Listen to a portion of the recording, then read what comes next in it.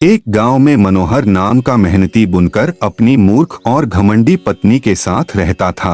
मनोहर की सिलाई अच्छे होने के कारण उसके कपड़ों को अच्छे पैसा मिल जाते था। उसके कपड़े बनने की मशीन पूरी लकड़ियों से बनी थी। एक दिन अचानक बहुत बारिश होने के कारण और उसके कपड़े बुनने की मशीन पानी में डूबने से खराब हो गई। ऐसे में मनोहर इसे देखकर सोचने लगा कि मशीन की लकड़ियां तो खराब हो गई, अब उसे बनाने के लिए नई लकड़ियां लानी पड़ेगी। ऐसे में मनोहर मजबूत और लंबी लकड़ी वाला पेड़ जंगल में ढूंढने लगता है। जंगल में बहुत घूमने के बाद भी उसे कोई भी अच्छा पेड़ नजर नहीं आता है। घूमते घूमते अचानक उसकी नजर नदी के किनारे एक बड़े पेड़ पड़ती है जो बहुत ही लंबा और घना था।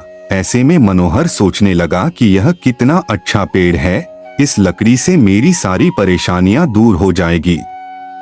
जैसे ही मनोहर उस पैर पर कुल्हाड़ी मारने के लिए उठाता है, तभी अचानक उस पर से एक आवाज आती है, रुको मानव। इस आवाज को सुनकर मनोहर फट से पूछता है, आप कौन हैं? तो आवाज आती है कि मैं वृक्ष पर रहने वाला देवता हूँ। मैं यहाँ नदी के किनारे बैठकर नदी की शीतल हवा का आनंद लेता हूँ।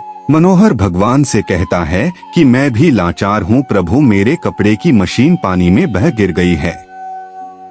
इस मशीन के उपकरण को फिर से नया बनाने के लिए मुझे ऐसे ही लकड़ी की तलाश है। ऐसे में यदि मैं इस वृक्ष की लकड़ी नहीं ले जाऊंगा तो मेरा परिवार भूखा मरने लगेगा, इसलिए मैं इस वृक्ष की शाखाएं काटने के लिए विवश हूँ। तब भगवान मनोहर से कोई एक वर मांगने के लिए कहते हैं।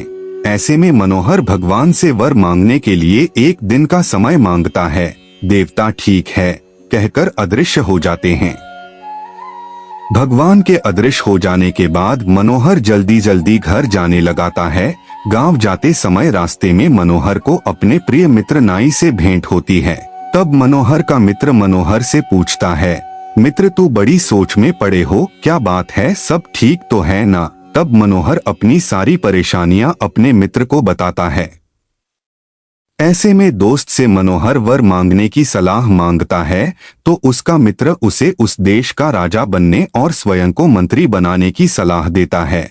मनोहर को वह अपनी पत्नी से सलाह न मांगने की राय देता है, लेकिन फिर भी सारी बात सुनकर मनोहर अपनी पत्नी से सलाह करने का विचार करता है। घर पहुंचकर जंगल की सारी घटनाएं वह अपनी पत्नी से कहता है और अपनी पत्नी से वरदान मांगने की सलाह मांगता है। ऐसे में उसकी पत्नी उसे सलाह देती है कि राजा बनने से बहुत सारे कष्ट होते हैं और वह संसार के लिए वक्त नहीं दे पाता है।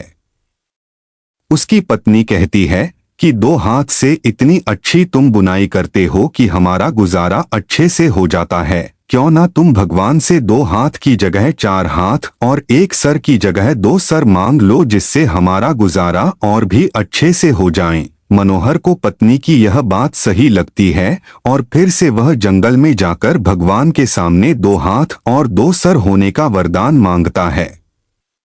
यह सुनकर भगवान मन ही मन मुस्कुराकर मानव की मूर्खता हंसते हैं और उसे यह वरदान देकर अंतर्ध्यान हो जाते हैं। जब मनोहर जंगल से वापस आता रहता है तो उसे बच्चे और गांव वाले देखकर डरने लगते हैं।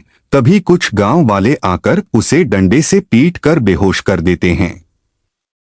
यह बात जब उसकी पत्नी को पता चलती है तो वह अपने पति को देखने के लिए वहां जाती है और अपने पति को देखकर रोने लगती है। यह कहानी देखकर हमें यह ज्ञान मिलता है कि हमें जितना भगवान दिए हैं उसी में खुश रहना चाहिए, ज्यादा लोभ की अभिलाषा नहीं रखनी चाहिए।